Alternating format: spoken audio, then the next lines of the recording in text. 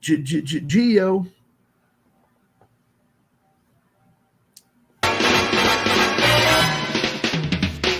This is the victory formation. All right, boys, here we go. Best play in football. 6 right tight diamond victory on 1. Break. Okay, 3, 2, 1, it's jam. The Pick'em segment, proving that Colin Zanker is the most humble man in the history of time. Least. Featuring Nick Archuleta, wishing he was somewhere else. And Joe Goodwin, just kind of winging it. Welcome, everyone, to the Undrafted Uncensored, where we learned that Cal Quantrill remembers that time you got spicy with yourself in the Dollar Tree parking lot, just like Pepperidge Farm remembers. So keep trying to buy those Milano cookies, and maybe it'll go away one day. No clue what that quote is. But What? I know what you're talking about. You don't remember the Family Guy with Pepperidge Farm remembers? No. Oh, wasted a good Family Guy reference on that? No, that was beautiful because both of us are just totally lost, and it's awesome. I loved it.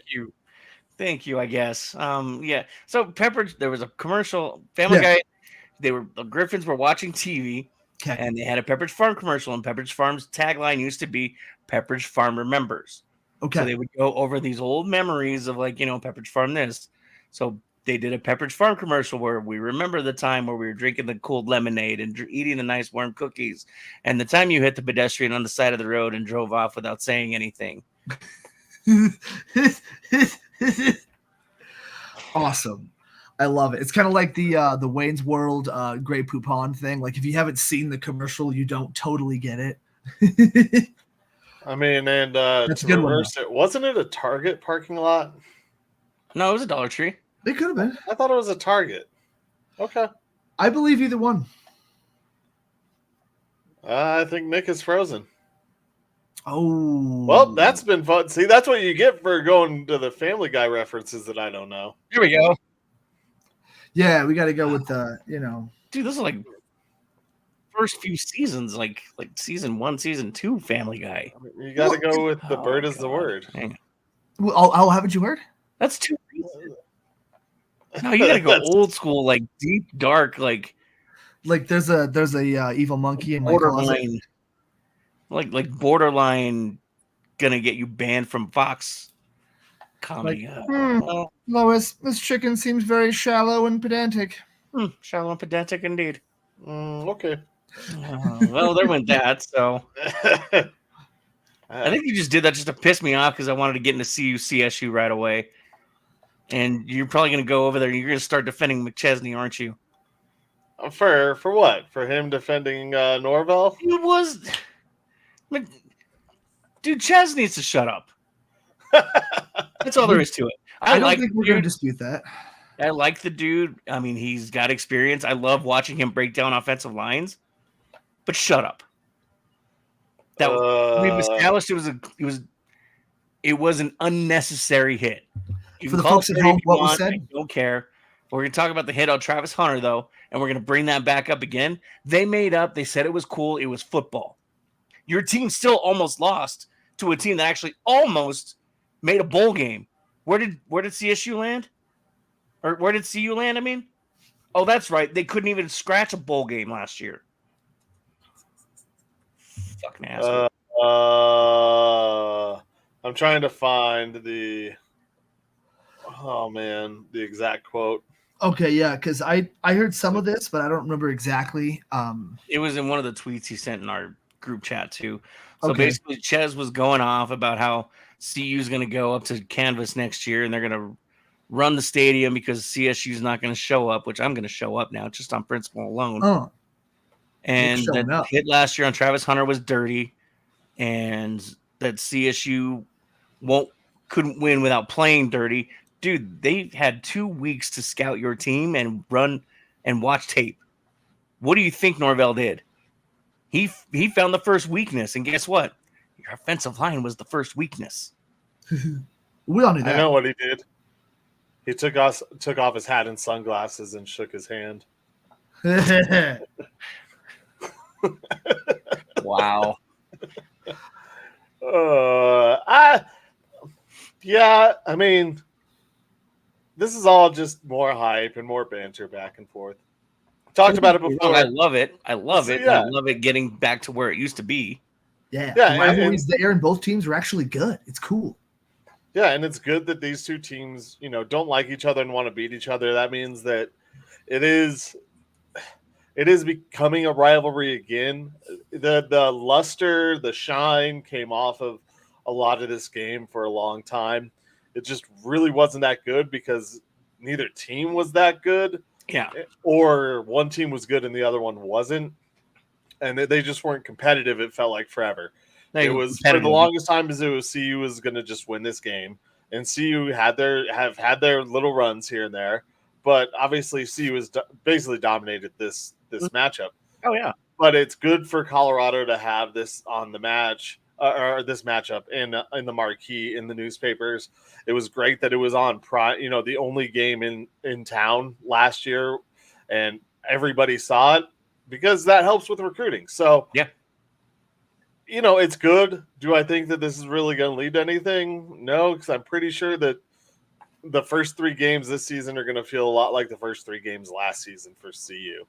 And just they should go in, they should win. They're going to struggle with some stuff because they don't come prepared. They become over cocky, but they come out victorious, and then they get to the tough part of the schedule. And I'm not really including CSU in the tough part of the schedule. Although we talked about it, they should be a little bit more difficult, a little bit tougher. They some more seniors on the team, a little bit more experience, and they had the taste of almost winning it last year. So it should be good. But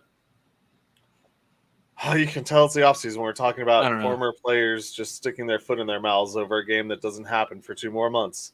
I know, right? I was just you fired me up when you sent me that tweet, dude. Dude. I'm sitting here trying to, now you have Fowler Nicolosi for CSU for a second season now. Now you know who your quarterback is.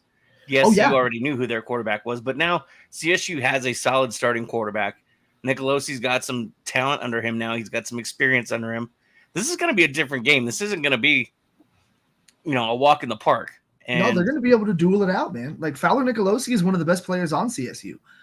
So it's really cool to be able to see, I think we can all say the best player on CU. Well, I guess you could argue it's Travis Hunter. I would say it's still probably Shedeur. So 2 of the best players on the team are the quarterbacks. That's going to be really nice. They both have really good defensive players. Well, hopefully CU will have a good actual defense, but we'll have to wait and see. But they still have Travis Hunter. They still have Shiloh. And they've still got really good skill guys. I think they brought in some defensive linemen, I want to say. But Fowler Nicolosi turned down, depending on who you talk to, turned down NIL money too to go to Kansas. Really? Yeah, there was reports that he stayed at CSU even though he was offered to go. I think it wasn't just Kansas; it was like 4 or 5 other schools. Yeah, there were a few schools supposedly to go get some money, but he wanted to stay there and finish what he started. So, and not. I don't think it was finish what he started, but wanted to continue growing the program. He believed in CSU. He said all the right PR things. Yeah. So it's unlike what McChesney did. Dude, that's still pretty good for I feel like he's on an NFL trajectory right now anyway, late round pick, nothing crazy, but staying at CSU, keeping that continuity, keeping that going, that's going to keep your chances high of getting potentially drafted or even just signing as an undrafted guy because it's CSU, sadly. But transferring could end up, who knows, getting hurt, having problems. So I think him sticking around is probably better for him also. Keep putting up numbers, getting primetime games against fucking Shedeur Sanders and CU. What year is he? How many years left can he play? I think he's a junior this year. Okay. Is he a red shirt though? Oh, he's a red shirt. Yeah. So he's a sophomore this year. Word. So he can play for a couple more years in college and keep kind of building that name after. I know he's been there 3 years. I just forgot he red shirt. Yeah, I was pretty sure that was his first first regular season. Yeah, first regular season.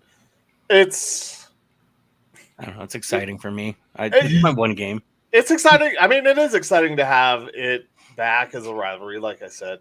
I also think one of the things you said, Joe, is kind of interesting when I just thought about it.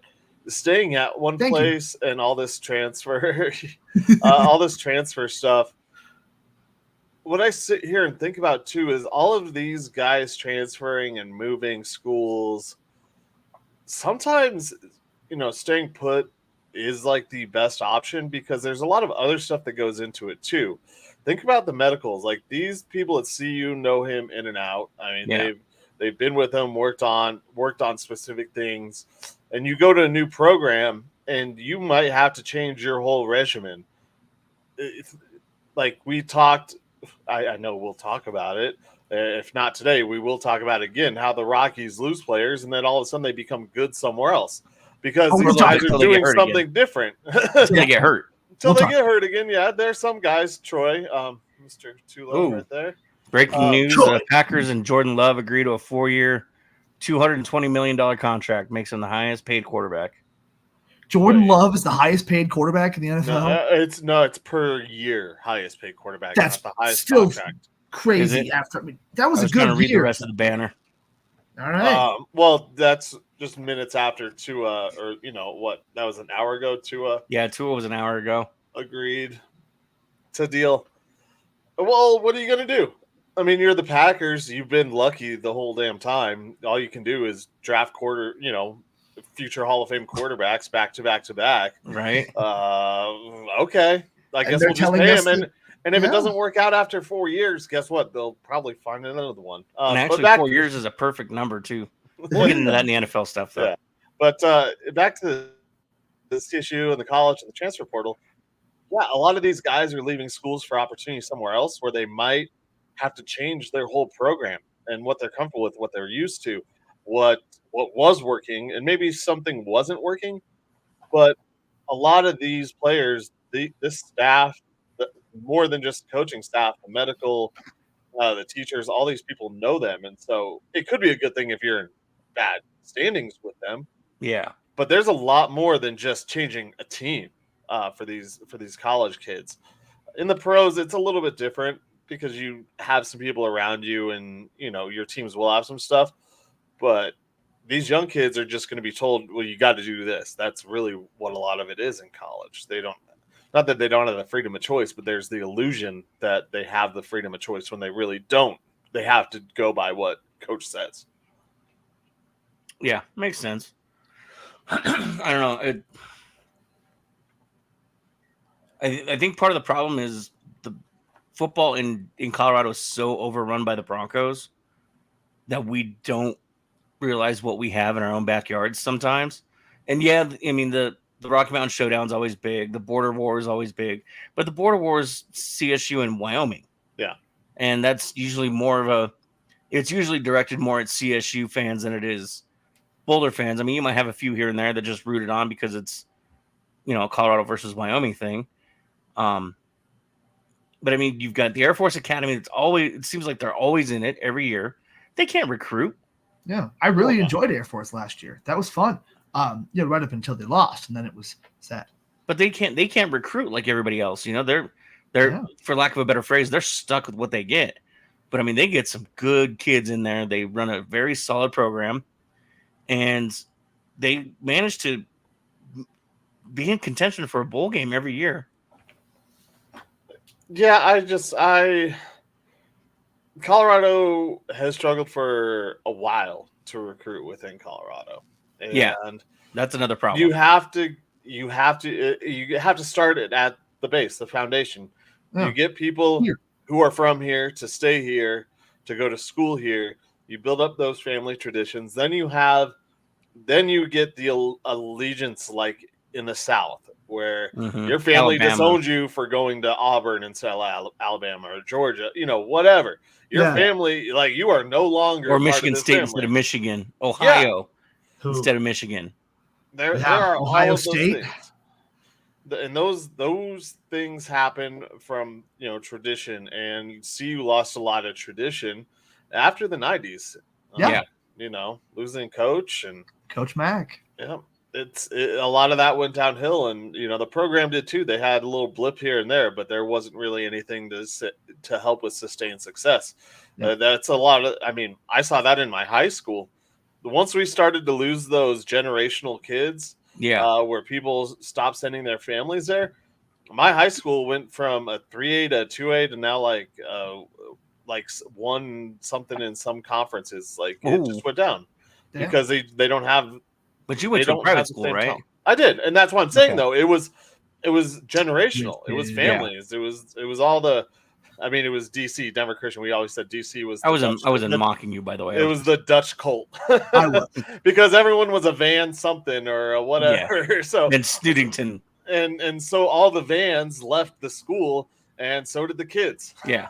Well, I mean, I'm kind of watching it now. One of my really good friends, he's the wrestling coach at Adam City, and other than the wrestling program, we don't have any sports. I mean, we all have the same. We were all the same kids, same families, playing the same sports. You show up for football season, you go to wrestling, then you go to baseball, then you do whatever sport. Which is, I mean, if you're the wrestling team, usually you're doing summertime wrestling. I was doing baseball, and you look at the quality of these kids, and I mean, there's kids in there that probably do have some talent. They just don't. They were never part of that family, I guess. And so, we get so close. I mean, it too, playing. You get so close with your friends and their families and that new kids coming in kind of feel like left out, and you're trying to bring them in, but they still feel like that odd man out because you guys have played since you were 4 together, and they're just coming in because, oh yeah, it looked like cool to play football. And the coach said I was fast. Ricky Bobby fast. But yeah, there's no tradition like that in Colorado. There are some, but there aren't parents whose kids are, we've talked about this before, who are, oh my God, you chose CSU over CU, you are out of the family. Like that that doesn't happen here. There isn't the same passion. No. I mean, it's like, oh, we're so glad you're going to college. Yeah. Back in the 90s, oh, you chose Nebraska instead of CU? How dare you? Yeah, nope. Better not come back across that I-76. Yeah. And Coach Mack even straight up said he manufactured that rivalry because CU didn't have one. And so he came from Michigan. He's like, and then he says the little thing real quick, oh, how I hate Ohio State. And he's like, we need that here, that motivation. What's up, Nick? What happened? Sorry. Yankees just got a homer. And I nice. Judge. There you go. Well, they got those 2 good hitters, That's all they have right now. Who's in the 4-hole? Wellesley. Hey, Wells has been hitting pretty decent. For a catcher? Not according to what Aaron Boone said. Well, no, I just said that I just agreed that that's all they have right now. Rizzo's hurt. Rizzo can't hit the broadside of a barn. Stanton's still hurt, which, I mean, it's about that time of year where he takes his midsummer IL stint. Yeah. Rizzo was actually a broken bone, so he kind of gets to skate on that one, but I'm still not happy about it. Ben Rice was good for a little bit, and then he just turned into Minute Rice. I hope I don't hit like I'm on the Yankees in the next 9 days. 4 games, 9 days. I'm glad I got 4 games in 9 days? Rainouts? Yep. Damn. Yeah, we're going to. That's going to be fun. I was like, yo, I guess I'll catch tomorrow if you guys need me to, because one of our guys is like, I want to pitch against this team. I'm like, we have 4 games in 9 days. We're going to have to all play like whatever spot we need to right now. Yeah. Like, really might as well call dibs on a random thing. I want to pitch for these guys. Cool. Speaking of Wellesley, back to back, belly to belly, and the Yankees take a 7-4 lead over the Red Sox. I just wanted to know what happened in the last 4 games, Nick. The Yankees are bad right now. It's that time of year. Wasn't what happened with the Mets again in the 10th inning? What happened to the Red Sox and the Rockies when they lost 20-7? You mean the Rockies beat the Red Sox? Isn't that what I said? Yeah. I don't actually know the answers to any of these questions. And then the Red Sox did what last night? They won. That's okay. The Yankees are winning right now. I know. But they actually no. The Red Sox didn't play last night. Red Sox Yankees played yesterday, didn't they? Oh, it's Friday. No, never mind. Yeah, I bet this is game 1 of the series. I thought it was Saturday. I thought it was. I thought yesterday was Thursday or Wednesday. Yesterday was Thursday. Yesterday was Thursday. Yesterday was Wednesday. Oh my god. Yeah. I thought yesterday was Thursday. Let's probably stay the present. All right, moving on. Yeah, let's stay the present. So I'm gonna. We went last year to training camp. I mean, we were excited. It was our first training camp. Yeah. We kind of we got busy this year. We haven't had a chance to go yet. I do want to at least try to, as a group, get out to one of these if we can. But these first couple weeks, and I mean, listening to the press conferences, because obviously I still want to be engaged with the Broncos. I want to be as informed as I can. And I know we have to talk about something because it's training camp now. But this whole Bo Nix, Jarrett Stidham, Zach Wilson thing, it's 2 days old, and I'm already sick of it. Well, they're not doing anything. They're doing drills. Did you see the title of the episode? That's episode 111, Running with the Ones. Ah. That's the theme of this camp. But there's a quarterback competition, Nick. But there's not, supposedly. No, of course not. But he'll let you know. They're all getting days with the ones. Today it was Zach Wilson running with the ones all day. Stidham with the twos, Nix with the threes. Yesterday, I think it was Nix. Yeah, Nix was with the ones. Stidham with the threes. And then Wilson with the twos, I think. However it ends up, they're all getting days with the ones. The reps. And so, reps with the ones. And so it's going to be that way probably up until, I'd say, 2 days before the first preseason game, 2 practices before the preseason. Maybe the Packers practice. Yeah. We might get a little bit better idea when they come here for joint practices. This is the whole. It reminds me of Drew Lock, Teddy Bridgewater. Yeah. I mean, I talked about this, and the difference with this is that Vic Fangio was trying to save his job with Teddy Bridgewater, and he needed to win games. Yeah. Sean Payton doesn't need to, but he wants to. And, the best bet is not to take a gamble to win money. I mean, the best bet to make money is to put money into CDs and guaranteed money. It's not to go to the casino and put all your money on black. So Broncos 5.5 over, taking the over on the 5.5. Yeah, and it's just Sean Payton. I just don't think he wants to gamble and give fans a bad taste in their mouth in the way that he just wants to win some games and show this team how to win, like we saw at the end of last season. Yeah. I mean, it's been talked about over the airwaves here locally how it was like, well, if the Broncos didn't start to win those games, which I said too last year, the Broncos weren't winning, Wilson would have been benched.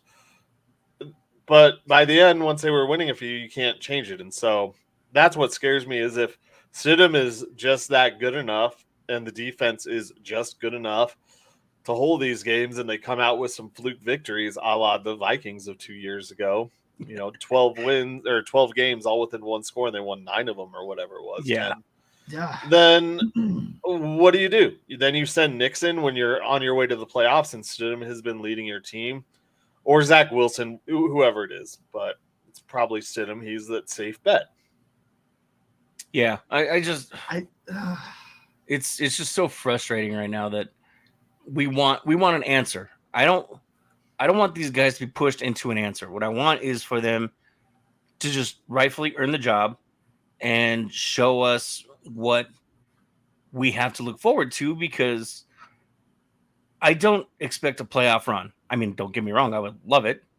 It would be fun. I mean, I miss those kind of games, but at the same time, we all know these are going to be baby steps because we have to groom a rookie quarterback. At some point, you have to start him because he's your number 12 pick. You traded up for him. You have no choice. At some point, he's going to have to get in there. Unless Zach Wilson goes 17-0, and all of a sudden the NFL's like, oh crap, he actually was good. There's no way that's going to happen.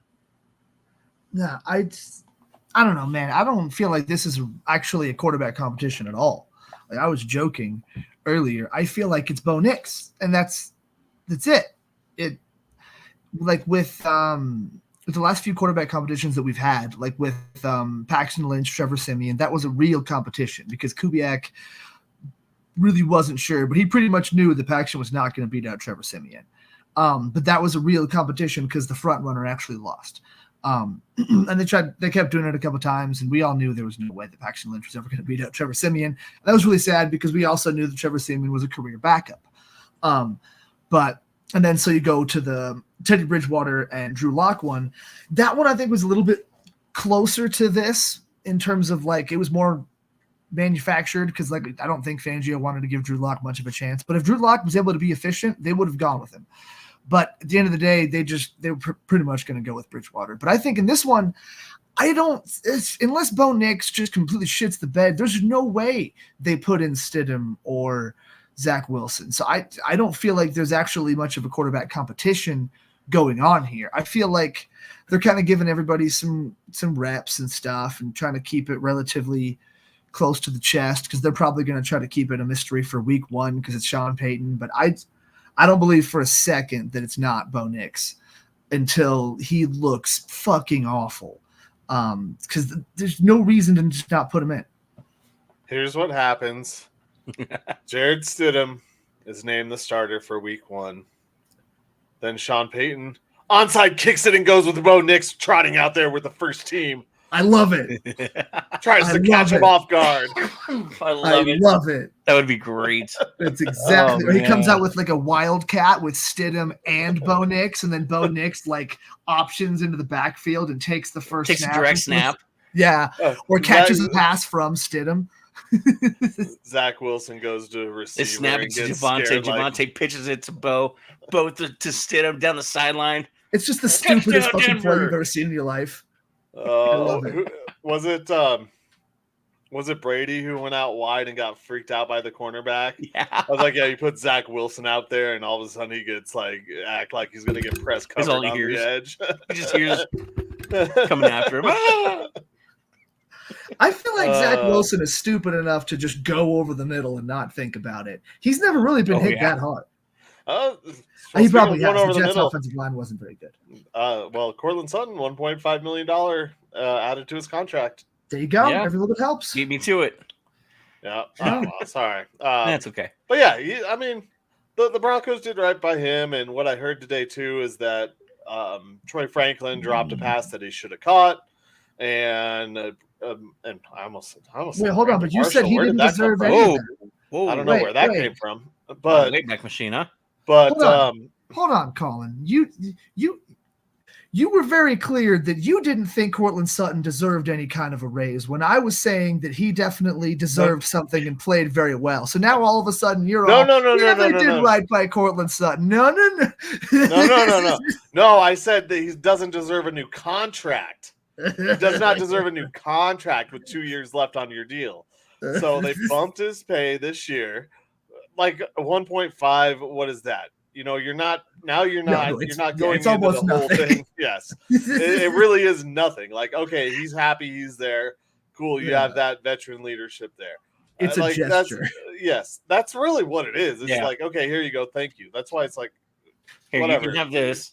You did enough right by him, but you didn't need to give him a top 5 wide receiver money when he doesn't deserve it. Like he is. What he did last year is really out of the norm for him. And it will help to have him as a red zone target for hopefully Bo Nix. But he's not the long-term plan. And if he was holding out, then you hopefully once again have Tim Patrick there for longer than the training camp, who is basically, he's basically another version of Cortland Sutton, but probably a little bit more reliable with his hands. Well, and you heard it too. They said he did it the right way. He still showed up. He was still part of team activities. He did what he needed to do and didn't make it difficult for the Broncos. So I think that's part of it too. He was at least a team player about it and showed that he does care. And so it made it easier for the Broncos to just say, okay, we won't give you a new contract, but here's some incentives. If you can hit these markers, then maybe we can discuss a new contract after this one expires. Yeah, and 1.5 million like that. I mean, I wouldn't shy away from that. And the NFL superstar money, it's not huge money, but for me, if someone offered me that, I would have. Yeah. Okay, you make 5 catches over the next 18 weeks, and here's an extra 1.5 mil. Where do I sign? Yeah. I wonder if he gets some more like incentives added onto his deal, or if he probably already has some incentives in his deal. So if I think some of the incentives were turned into guarantees. Yeah. Okay, that makes sense. And that was one of the other things that I worried about with him is if you do give him a new contract, before this, like this is not a new contract. This is a revision to the current contract. Yeah. But if you pay him all the money, what's he going to play like? I don't know if he would be the guy that would continue to work or just be, you always want those guys to play in their contract years. Yeah. And last year was not his contract year. So if he can up what he did last year with, the touchdown catches, once again, I don't think it's going to be the same as with Russ back there. I want to say there's only been one or two rookie quarterbacks in the history of the NFL who have thrown double-digit touchdowns to any of their wide receivers in their first season. So the likelihood of him reaching double-digit touchdowns, again, not good. But good for the guys to kind of learn some things, except for how to drop balls on 3rd and 5 when you need to get to the sticks. Thanks, everybody, for tuning in. You're tuned into Undrafted Uncensored on the E5280 Sports Network. Clayton, we see you. We love you. Keep smashing that like and share. And type away. We'll probably get you involved at some point here. And don't forget to email us or message us, and we'll get you on. All of it. So I never said Raider. I mean, I've never said anybody associated with the Raiders is intelligent or smart or even functioning anything up in that cerebral area where there's a bunch of gray matter that clearly doesn't fire very well. Have you seen Mark Davis's hair? I've seen Mark Davis enough to not care about Mark Davis's hair. When it looks like you just chopped up a mop and plopped it on somebody's head, he looks like Ralph Wiggum, dude. There's literally a bowl. Yes, Ralph Wiggum. He's got Ralph Wiggum hair, perfect. Dude. That's perfect. That really is perfect. Oh, you get the Simpsons reference, but not the Family Guy one. I choose you. I'm in danger. Alex Leatherwood, I choose you. I'm in danger. I think my favorite one is still from the Simpsons movie with the 20th Century Fox logo, and he just comes out. Dun, dun, dun, dun! Yeah. That one is a good one, too. Real quick. So, because I have to do this. I still want to know what smart thing the Raiders did. Well, we'll get to that in a second. My screen finally started to work, and my computer is not being angry with me anymore. Good. Remember those warm New England summers? Remember sipping lemonade underneath a shady tree? Remember when you hit that pedestrian with your car at the crosswalk and then just drove away? Pepperidge Farm remembers. But Pepperidge Farm ain't just going to keep it to Pepperidge Farm self free of charge. Maybe you go out and buy yourself some of these distinctive Milano cookies. Maybe this whole thing just disappears. Great. Hopefully our stream doesn't disappear and get copyrighted. Yeah, we've shared videos before. It's fine. No, that was short enough. It's fair use. He's just proving a point. We got a strike last time. Or we got one last time. Nighttime fishing with the wife. Dude, that sounds amazing. Some good fishing at nighttime. I like where your head's at there, Clayton. Sorry. So I've never said anybody associated with the Raiders is intelligent. Did you guys see this Kermit the Frog that they dressed up as Patrick Mahomes? Yes. What are you doing? Why? You already can't beat him, and now you're going to do that? Dude, that's going to open a whole can of worms. I mean, we thought that 70 burger the Broncos served up last year was big. Well, I don't know. I think the Raiders might beat that. Well, they could get beat by that much. They would have to have injuries, much like the Broncos did, because the Raiders' defense is above average. Okay. It depends on when they're going to be playing the Chiefs, obviously, in these games. Yeah. But yeah, Mahomes is going to want to go out. This whole thing, Joe, did you see it? Yeah, I did. Okay. I'm literally thinking it's not even a good representation, because I don't think Patrick Mahomes sounds like Kermit the Frog at all. He sounds a lot more like that kid from Recess or like Naruto. He's got a much more gravelly Like, yeah, Kermit the Frog he's got a little Kermity to him. He's way too, clean talking for Patrick Mahomes. He's got a little Kermity, but this just feels like this was supposed to be between the guys together. Yeah, this was a guy thing, but this is one of those like, ooh, we shouldn't have shared this. Like we shouldn't have videotaped this moment because now that it's out, yeah. I'm here. Oh, well, there goes his computer. I'm here.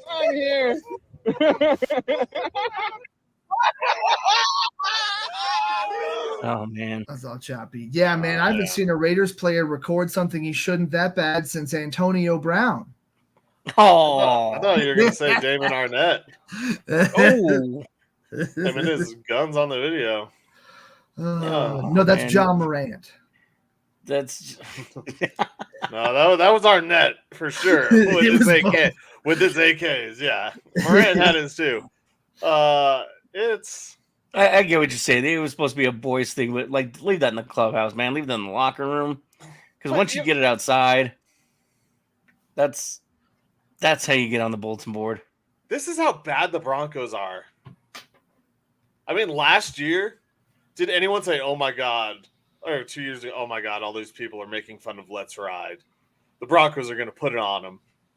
No, like, oh, they just woke a bear. Like, they didn't say this is how you made fun of it. This is how far the Broncos have fallen off the face of the earth as far as like being relevant. They were made fun of publicly by like everybody, and everybody else laughed and was like, "Oh yeah, that's funny, that's great." The Raiders in division rival makes fun of Patrick Mahomes. It's like, ooh, step back. You guys are idiots. They're gonna hang 70 on you. You guys are dumb. The Broncos have been irrelevant for years, and this goes. I mean, I don't want to go back to all my points, but the Broncos haven't been good, and that's what sucks. Is that other teams could make fun of us. I hope for the day that the Broncos are good again, and you don't want to say anything. No bulletin board. Now, no news feed, no trending, no whatever videos go out there, because people can say whatever they want about the Broncos. You could say that they're going to be Bo Ring this year with their football team, because it's probably going to be true. Yeah. But no one's going to say, oh, watch out, you poked a bear. You do something stupid to Lamar Jackson. You're like, don't do that's not a good idea. You might say the Broncos are going to nix the idea of winning. Get another top draft pick. Well, I mean, that's what you wanted anyway, isn't it, Colin? You and your 2 wins? Wanted or predicted? I know. Yes. I mean, I want the Broncos to go win the Super Bowl this year and surprise everybody. Do I think that's going to happen? Do I have any faith that they can even be a contender? No. But that plus 100,000 is really calling your name, isn't it? The what? Plus 100,000 to win the Super Bowl. Oh, is it that? Oh, maybe I'll put $1 on it. Whatever. It was either Super Bowl or go undefeated. It would be. Well, it would have to be. Well, yeah, it'd have to be one of those two. The Raiders shouldn't have done this. They shouldn't have let this get out. But it pisses me more off about this Broncos team that I love. They've fallen so far from grace that you had every single team making fun of Let's Ride and Russell Wilson, and no one was afraid. No one was intimidated. The rest of the NFL saw this and was like, nope, not you guys are idiots. You're a bunch of dummies. It's really hard to be afraid of Russell Wilson, though. Like, that man can't be mean. He has nothing in his body that makes him intimidating. Very nice man. Yeah. Very he humble, doesn't turn it on. Very polite, very nice. Yeah.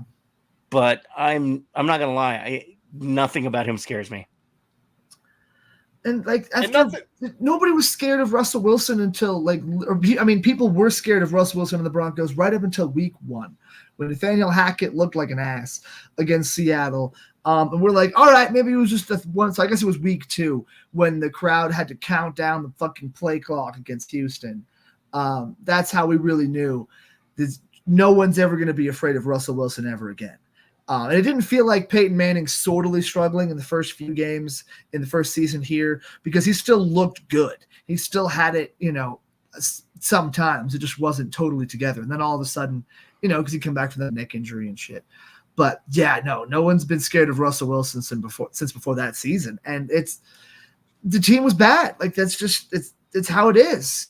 People weren't scared of Kyle Orton Broncos with Josh McDaniels either. But that's what I'm saying. They're not even afraid of the Broncos because you do something like that and openly mock a star player. Is there any doubt there's going to be some personal foul like calls in that game? Yeah. Like Casey is going to give, number 69 giving him the business. All right. Yeah, Kelsey's gonna have to like hamburger somebody. There are he's going to punch him in the face. There are going to be penalties on the Raiders all over the place. Yes, more so than usual. But probably in the Raiders' favor because they're going to be on KC because they're going to stand up for their guy. The Broncos haven't had that type of attitude since the no-fly zone. I mean, you mess with someone, you mock You're them. Gonna lose your necklace. That's exactly what I was going on. Keep Talib is ripping that chain. All right, you're not going after one of mine. You go after one of mine. You come after all of us, and that's been the attitude of the Broncos. They haven't intimidated anybody, and it didn't have to be Russ being a nice guy, not intimidating people. It has to do with the fact that the Broncos have just not been a scary unit or a team that you were afraid to mess with. Yeah. And hopefully they get some of that back. Maybe Justin Simmons was too nice of a guy too. I don't know. I mean, it's entirely possible. And that could be part of why Peyton didn't want. Again, Peyton wants guys around that meet up with his mentality. And, as much as we liked having Simmons around, I mean, Peyton's back to being that asshole coach again. We all heard it in the first two pressers. Peyton wants guys who put out bounties. I think he learned his lesson after he got played by Kevin James in that movie. He wants guys, not coaches. He wants guys. You know that happened. You know, Akeem was Talib was probably like, "Hey, you yank Crabtree's chain. Here's 10K." Yeah. Whoever gets the chain first gets 10K. I get it. I'm still the man. Like whatever. Well, it's that time of year again. It is trade deadline. The MLB still has not fixed their trade deadline because they're stupid. And so you're left with only one trade deadline now instead of two. And we're coming up on it. What is today? Today's the 26th. Yep. So we got 4 days left of the trade deadline. The Rockies have already said they're not trading Ryan McMahon. Double-edged sword. Damned if you do, damned if you don't. I'd rather keep him at least because he's a little bit more of a senior guy to help with some guys. I know I'm going to piss you off, Colin. You can wait for a minute. But they did say they're willing to part with B-Rod and Cal Quantrill. I almost called him Paul. Never heard of either of those people. What are you going to get for either of those guys? Not much. Nothing at all. Cal Quantrill, depending on what team needs pitching, you can probably get a couple prospects for him. Brendan Rodgers, if he's healthy enough, could probably net you a couple of single-A guys, maybe some cash. Maybe you can throw that money at a year of Chris Bryant's salary to get rid of at least 1 year of his stupid contract. So that's where we're at right now. Go ahead, Colin. Are you done? You were waiting. I was trying to make sure I got everything in first. So go ahead. What? I know, but why? Once again, so what? We can sit here in another offseason and then say, "Oh, Adam Ottavino to the Yankees, and the Rockies got nothing." Oh, John Gray to the Rangers, and we got nothing. Oh, there goes DJ LeMahieu. We got nothing. Like, why? The Rockies last year at least made some moves and brought in play. I know they weren't huge moves, but they got rid of CJ Crone. They got rid of Grichuk. Obviously, they got rid of All-Star Major League Baseball All-Star starter in the outfield, Jurickson Profar. And they've gotten nothing. So what if you have a great farm system? You know what?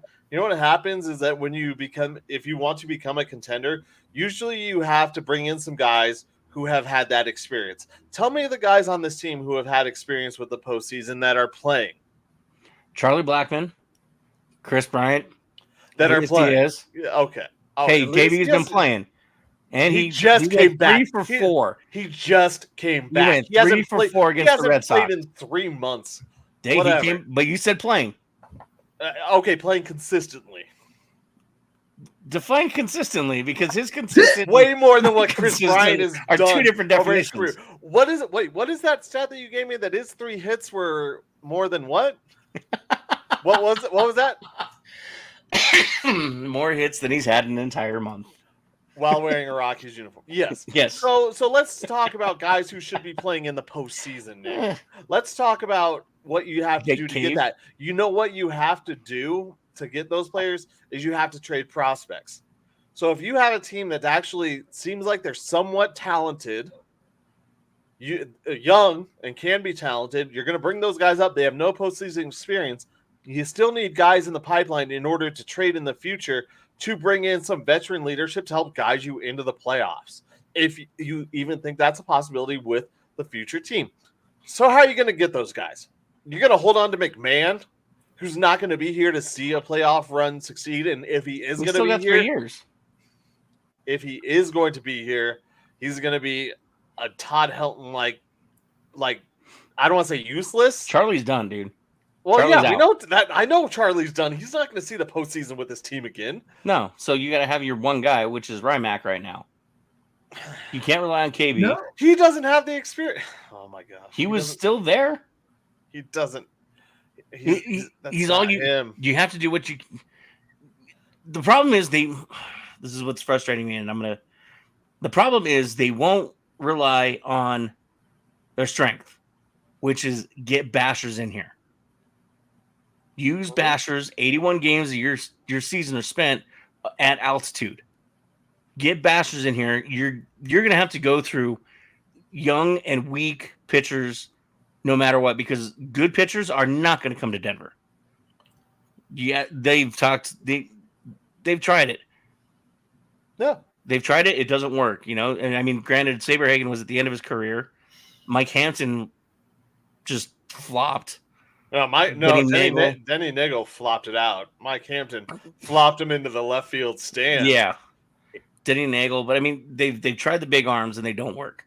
So you got to work on young guys in your system to understand you're going to have an ERA that's north of 4.5, but you have to rely on these guys to get you 6 runs a game. And it sounds stupid at first, but if you do it right and you start looking at the math back in the early 2000s, it's possible.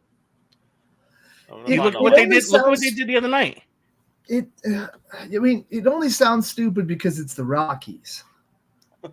Like they're not gonna do those things because they don't. I don't know. I still feel like it's a mix of not really trying, and everyone says it's mostly incompetence. But I don't feel like they're really trying that hard to actually build a winning team. They're just trying to get guys out there because Coors Field's a fun place to be. That's why they keep a guy like Ryan McMahon around, because people like him, not because it helps any kinds of chances of winning. And that's the problem. In order to get some of these prospects, I mean, look at what the Seattle Mariners gave away for Randy Arozarena. Like that, they gave away a haul for a guy. Like Seattle has a little bit of postseason experience, but not last year. No, I was going to say 2 years ago they made a little run, but Arozarena has been there. He's been to the championship. Like these are guys that you want on your squad. But if you want to bring some type of leadership, I mean, you can go back to what the Braves did, what the Cubs did. All of these teams, what did they do? They gave up their young guys, some of them, while they were still a very homegrown team. They had to give up some of their young guys. They didn't give up Ryan McMahon's to get the other players in. Ryan McMahon is not the one that's on the market in the future. No. Like you got to build the future with the guys that you have now. And get rid of them. You can't continue to let them leave town for nothing. But you also have to be able to give these guys a reason to chew on what you're feeding them too, because you can't continue to go 65 wins every year and expect some big basher wanting to come to Denver. I mean, this isn't the 2000s anymore where everybody's trying to chase Bonds and Ruth. What? But what are you telling these young guys too? That's the same thing. You're telling these young guys that, yeah, you might be a beloved player here, but we're not going to try and win with you. No matter how good you are, we're not going to go out and get the other guys to make our team a winner.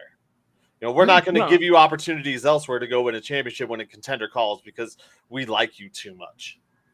Well, Ryan didn't want to leave either, though.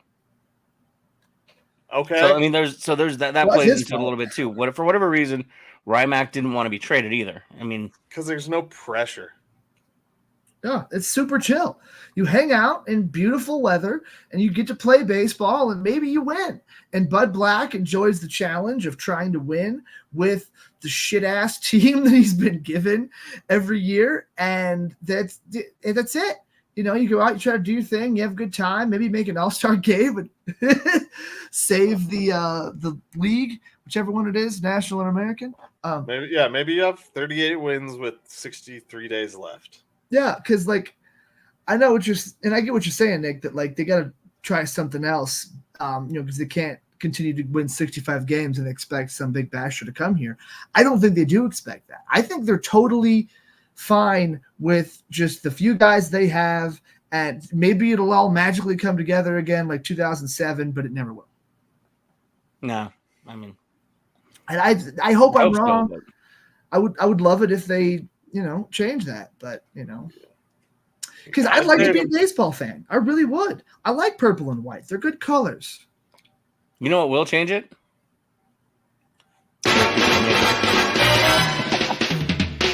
This is the victory formation. All right, boys, here we go. Best play in football. 6 right tight diamond victory on 1. Break. Okay, 3, 2, 1, it's jam. The Pick'em segment, proving that Colin Zanker is the most humble man in the history of time. At least. Featuring Nick Archuleta, wishing he was somewhere else. And Joe Goodwin, just kind of winging it.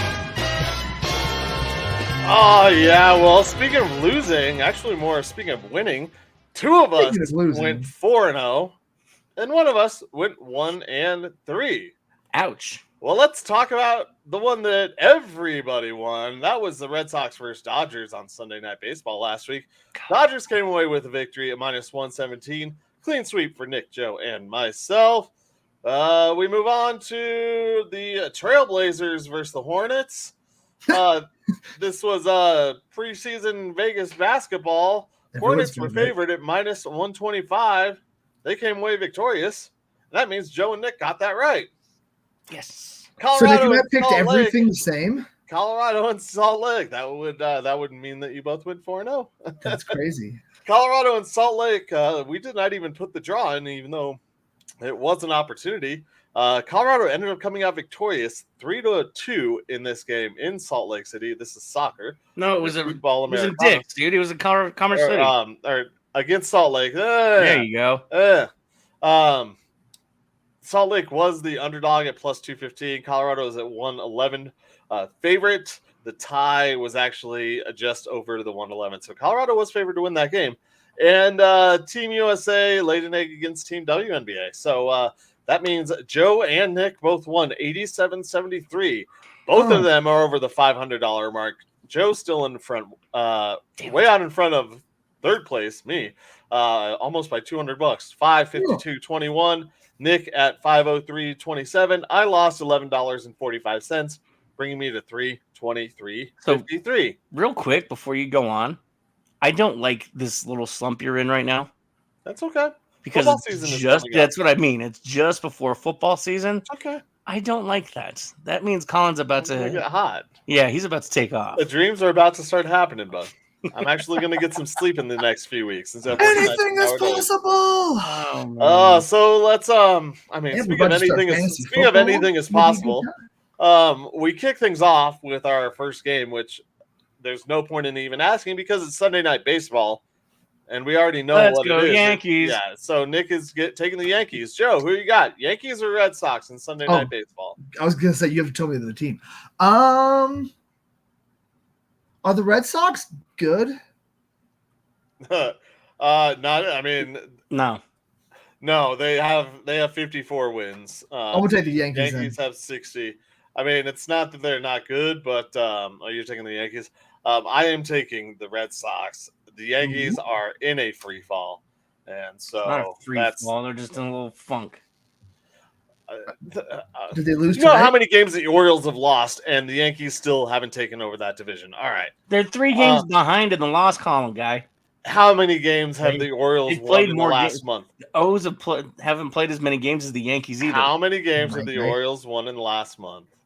They have a losing record. About as many as the Yankees. They keep passing the torch. No, you win. No, you win. No, you take first. No, you take first. Last 2 weeks, that's all it's been. The Yankees just keep losing. All right, we move on to the Olympics and America. You know what our first match is? It's volleyball. Kota Fava and Nikolai for Italy versus Sharif and Ahmed from Qatar. Joe, who you got? Qatar or Italy? What?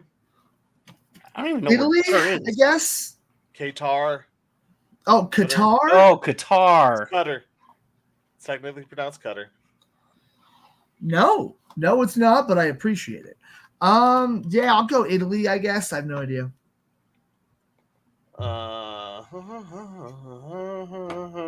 When they landed the Olympics there, they had a big thing on how do you actually say Qatar.